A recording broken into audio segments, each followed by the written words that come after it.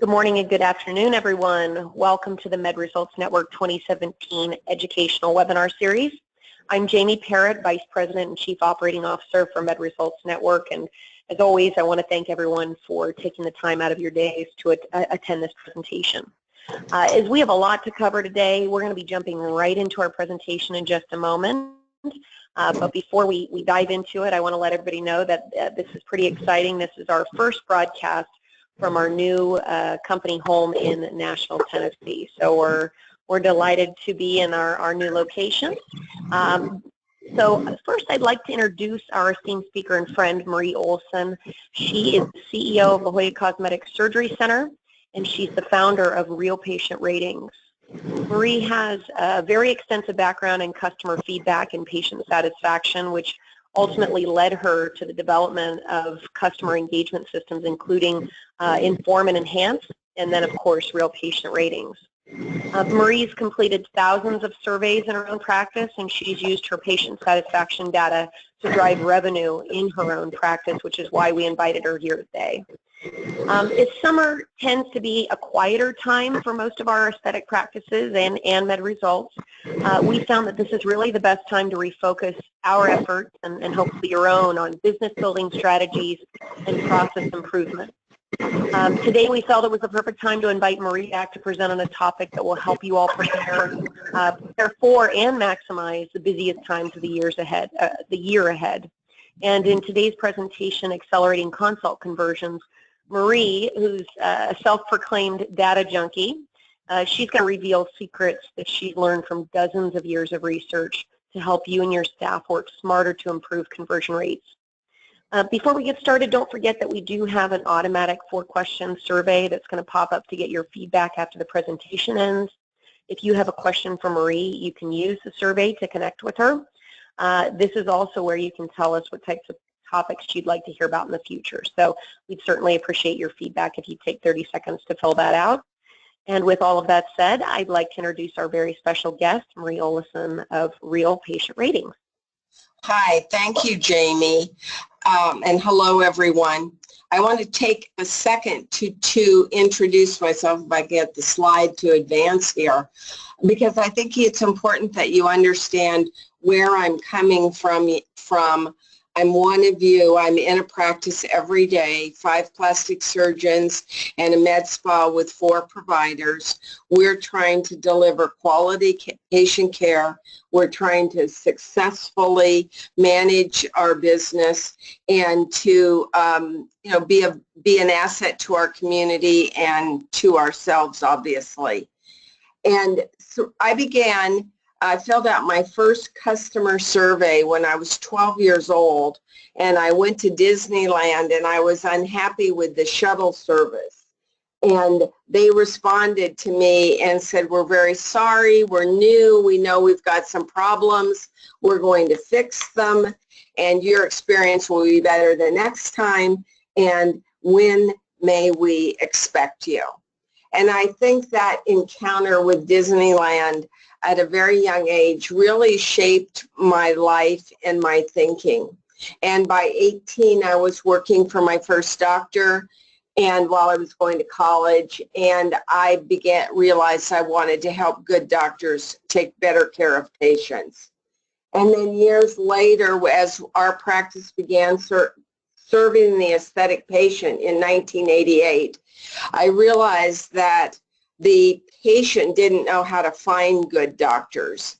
And so my husband and I wrote Cosmetic Surgery for Dummies. And I have to tell you, it wasn't a bestseller. We didn't move the needle. And I think that 32 pages on medical specialization really wasn't very useful. And so where I came to then was, if the consumer is going to use ratings and reviews, then let's use that as the vehicle to tell the story of our quality. And when I describe my role at La Jolla Cosmetic Surgery Center, what I say my primary job is to understand what the aesthetic consumer wants and move our practice to her, not expect her to come to us in whatever way we're delivering service or communicating. And that is the basis of what I want to talk to you about today, which is to truly be driven by consumer feedback and to use that feedback to accelerate conversions at consult, which is my topic today, but also that same philosophy will build retention and referral, which is truly the lifeblood of any successful practice. So I want to remind you that everything that we hear or think is not necessarily true. And for hundreds of years, people thought that the world was flat. And explorers literally would not get in ships because they thought they were going to go off the end of the earth. And so hundreds of years of delays occurred because of that misperception. Today, we know the earth and the other planet revolves around the sun, but fully 25% of Americans believe the sun revolves around the earth. So that's another lesson for us, is that even when the knowledge is out there, people can persist in having the wrong knowledge or wrong opinion despite evidence to the contrary. What we do know for absolute certain is that the consumer is in charge, and nowhere more so than cosmetic medicine or what I call retail medicine. And you need to know what your patients think, and then you need to act on what they think. And it will accelerate the achievement of your goals. It will not slow you down. You will find things that you're not doing optimally, and their behavior through data will tell you whether you're improving things or whether you need to still go back and tweak some more. So let's look at how the consumer begins. They're going to email us, they're going to phone us, they're an existing patient, and our ultimate goal is that they have a great patient experience and that they're loyal for life. And while we can all agree to those principles, I think the secret's in how do you do that, and do you do it in an optimal way. So as we go through this process, I would like you, as I'm presenting something, I'll pause at the beginning when I state the issue, and then you think, yes, I agree with that. I'm neutral. It's true or not true. I don't think it's that important, and it's fine, but it's not a priority. Or you actually say, you know what, I disagree with this. I have an opinion about it, and my opinion is different than whatever one I'm going to present to you. And I'm hoping that through that process, as we go through it, maybe you'll be like the explorers, and you'll find something that you thought was different, and you're going to find out that it is true. So what's really happening behind all of this at consultation really relates to effectiveness. And so what we've seen in the number of years that I've been doing consulting or I've been helping through Real Patient Ratings is that the majority of practices, if they want to do 50 cases, they are going to need 277 leads and phone calls in order to accomplish that. So at a $5,000 average case, this practice will get $90,000 of revenue out of these 277 prospects. Meanwhile, over on the best case scenario, 100 prospects come in, 50 cases, come out, and at $5,000 a case, this is now $250,000 of revenue per 100 leads. And these are real numbers, they're achievable numbers, and so I urge you to think about your efficiency and your effectiveness and use what I'm going to share with you as a way to improve and accelerate your success. So the first, I'm going to report to you on 2 studies of patient feedback. The first is from Real Patient Ratings, 125,000 ratings, over 5.6 million responses related to consultation. And the question asked was, for consultation patients, which survey questions are most closely related to the likelihood of scheduling a procedure? So let's take now what we're told. And we're told that there is no advantage to making sure your patients read reviews prior to coming to consultation. So pause for a second and think about your work processes and your communication process around making sure that consult patients read reviews. And then let's see what the patients say, which is, I never write reviews, but I feel compelled to let others know what a wonderful surgeon Dr. K is. My results are amazing and I would do it again. And think how helpful that would be if you had a patient coming in for a tummy tuck. And just in physician choice period, the doctor's online reviews are outstanding. So what does the data tell us? Now this is data from about 39,000 responses to a consult survey through Real Patient Ratings. And the question that we're asking is, what materials did they review prior to consultation, and what impact did that have on the scheduling rate at consult? This is not subsequent, this is day of scheduling rate. So you can see here, if the patient received nothing in advance of consultation, 39% same-day scheduling rate. If even just sending something, even only registration forms, increased it to 43%. A link to the website took it up to 46%.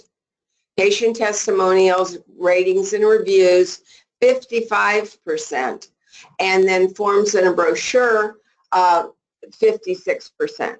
So if you look at those, you would say, what I want to do is send forms and a brochure, and I want to make sure they see patient testimonials. And this all then increases the likelihood to schedule at consultation by 41% over sending nothing. So a very significant increase in using this information. So the person comes knowing about your practice, confident because of the good comments of other consumers, and they come to the consult readier to buy. All right, so the next thing that we hear is that the quality and quantity of before and after photos doesn't affect conversions. And you can look here at what the patients say, and I want to call out the second one. The before and after pictures and the online reviews really influenced me. So now what does the data tell us? Patients who are highly satisfied with your before and after photos are 66% more likely to schedule surgery than those who are indifferent. So what we measured was the patient's score on the usefulness of before and after photos as seen as in their consultation. it's surprising to me the number of responses that still came in where patients saw no pictures at all during a consultation. And they had the same low score as those who were indifferent about the quality of the before and after pictures. But those who are highly satisfied are 66% more likely to schedule than those who are indifferent or saw no photos at all. So if you stop and think, what does your photo presentation look like? Given something of this order of magnitude, are you prepared to effectively include before and after photos as a part of your consultation? The next one, this is very controversial. Don't quote fees in advance. It's much more important to get as many patients to consult as possible. And this is one where I was just in a med spa meeting where people were saying, oh, don't tell them the price, get them in there. And I thought, people who don't know the price, getting them in there and they can't afford it is a waste of everybody's time. And there's an issue of the alignment of quality with fees, and people must believe there's value, but let me just share the data. So what we see here is when fees, you can see this is about 12,500 patients, when fees were about what they expected, they stated their likelihood to schedule was 66%. When it was less, you can see that they immediately had a almost 18% increase. And then much less, we go back to the original because they may be worried there was something that happened. But let's look what happens the other way. So when it's about what we expected, 66% of patients say they're likely to schedule. When it's more than they expected, it drops by a third. And then by 50% when it's much more than expected. So what does this tell you to do? It says to quote your fees in advance and to quote a range of fees, and not to have someone come in not knowing the fees or having misexpectations because you're wasting a third of consults or up to a half of consults when they don't know the fee range before they arrive and see you. And if you can quote a range and end up on the low end of that range, then you're going to see also you're going to have significant benefit in higher scheduling rates. So now I'm going to share with you similar results from a different study. And this was conducted through ASAPS, the Aesthetic Society, and it was reported in the White Journal, and I was honored to write the commentary on this. And so what these researchers were doing was they were looking at a group of factors which could influence scheduling. And so they said they have the conjoint analysis modality says, okay, ask consumers to trade off attributes in a purchasing scenario, and it forces the consumer to prioritize less important criteria. This enables researchers to definitively establish the order of importance. So then let's look at what they ask about. So they ask, their categories were testimonials, and the examples shown to the consumer were a 5-star rating with appropriate language, a 2-star rating, or no rating at all. The gallery choices they were given was, they could say it was an excellent result, an average result, or no gallery was available. They then were asked about reputation. You could see respected nationally, regionally, or locally. Pricing, and 3 levels of pricing. And then the last factor that they considered was years in practice. So let's see here what they found. So they studied facelifts, and they studied breast augmentations, and they studied mommy makeovers. So this is the facelift findings. What you see here, and this is impact on likelihood to schedule. So facelift, testimonials, or ratings and reviews were 34% of the decision to schedule a facelift.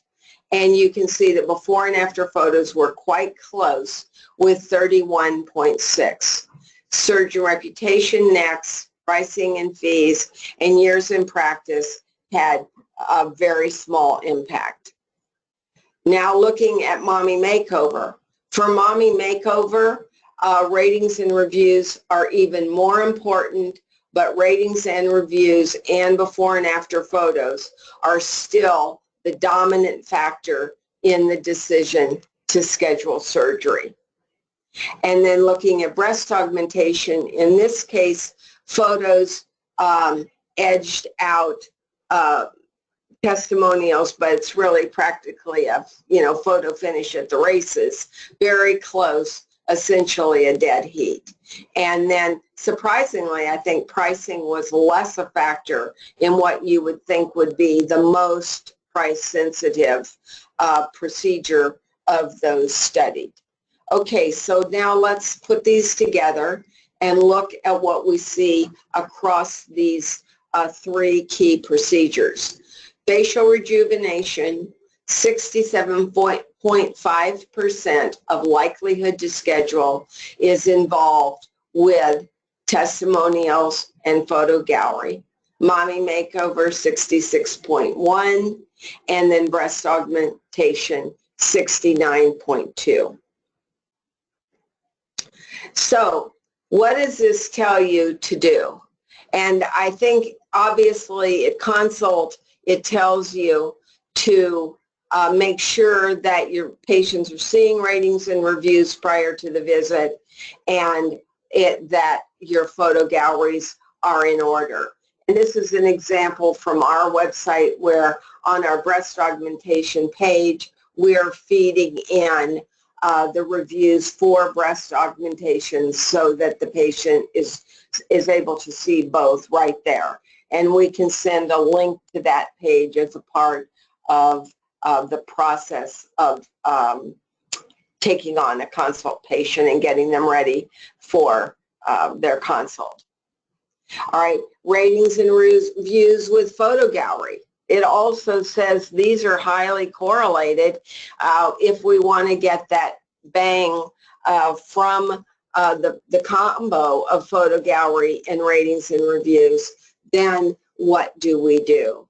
And this really led us to then think about if photos and ratings and reviews should be together. We happen to have the consult education system called TouchMD, and so we decided to bring ratings and reviews into each doctor's section of TouchMD so that we could increase the likelihood that the patient would see ratings and reviews. And indeed, if they come to consult and we actually ask them, were you able to review our ratings and reviews before you came?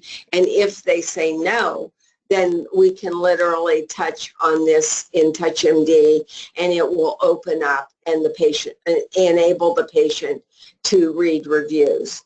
And this is called a distribution, and so this is very important to be able for the patients to see just by distribution. All right, here's a doctor with 444 ratings, but if you see she's got 365 stars and 4 1-stars. And so that, even if they don't read the reviews, reading that distribution is a shortcut that increasingly consumers are using. And so lastly, I just want to conclude before we take questions with the thought, returning to the consumer is in charge thought. And, you know, sometimes consumers might not always know the best or the right thing or whatever, and it can be somewhat frustrating. But to the extent that you don't understand what they want to buy or how they want to buy it, they'll never make it to your practice for you to be able to educate them about who you are, why you're an excellent choice, and why they should put themselves in your hands. So I'm happy to take questions now. Marie, what we've done, this is Jamie, what we've done is we're allowing our members to ask questions in the presentation by using that fillable form or contacting us directly. Alternatively, if anybody wants to ask a question through the chat feature, that works as well. But if you do want to speak with Marie directly, I encourage you to just simply respond to the survey or reach out to us directly, and that way you guys can have a one-on-one conversation. Okay. Does anyone have a question about the fee estimate thing? Because I think that's the most controversial of the things I discussed, and I think it's one of the most important ways to make sure that the people arriving at consultation actually know the price, and that if they plan to use any form, what's their financial strategy for paying, and that you know what that is, and if it happens to be patient financing, that you have them pre-approved rather than use physician time. We had someone slip through the other day, and the doctor and the nurse walked in, and the first thing she said is, I can't afford to do this, but I thought it would be fun to come and talk about it. And, you know, the steam's coming out of everybody's ears because we have wait lists to see our doctors, and we certainly don't want to, we're not in the entertainment business. And, you know, she's got to go do something else on the afternoon if she's bored.